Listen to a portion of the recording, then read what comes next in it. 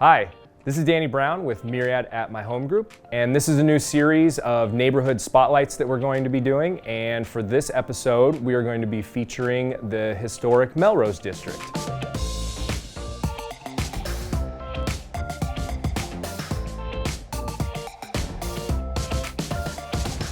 Way back in 1928, a gentleman by the name of Thomas Mackenzie purchased 28 acres for about $20,000. It was originally a lettuce farm, and they had the dream of turning that into a booming housing development. In the 1930s, it kind of stalled due to the Great Depression.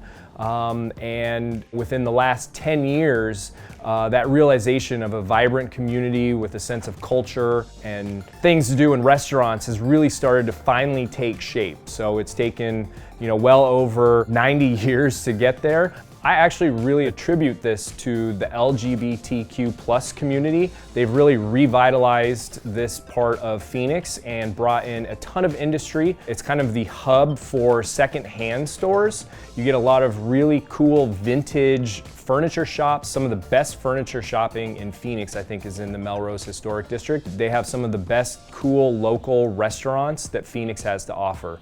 Some of my favorites are Copper Star Coffee Shop, Melrose Kitchen, Vovo Mina, and Restaurant Progress. The Melrose Historic District is located between Indian School and Camelback, as well as Central and about 15th Avenue.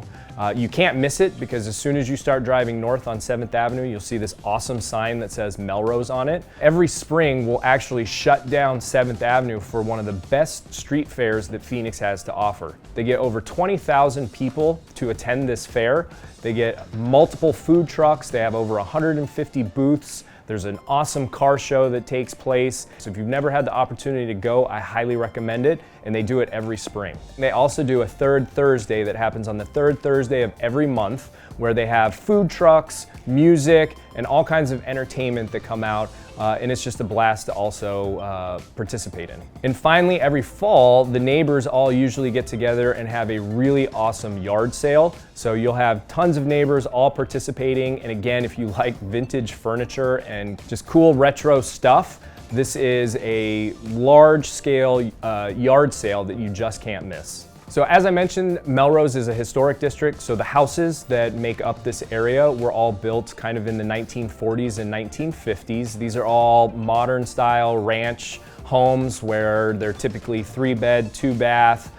You've got some that have been remodeled and expanded that are larger square footage. Those tend to sell at a much higher price point. And the ranges for these homes sell anywhere from the low 300,000 on up to probably close to 500,000 or more. There's this huge movement for people to move back to metro areas and be close to culture and entertainment. There's a reason why the Melrose Historic District has really started to take shape within the last 10 years, and that's because Phoenix itself has finally started to develop a culture and sense of city that it didn't have before, and that's really just taken place in the last 10 years. So all of these communities around Central Phoenix are really starting to develop their own sense of identity and culture that they didn't once have. This has been the first episode in our series of neighborhood spotlights. Stay tuned for the next one.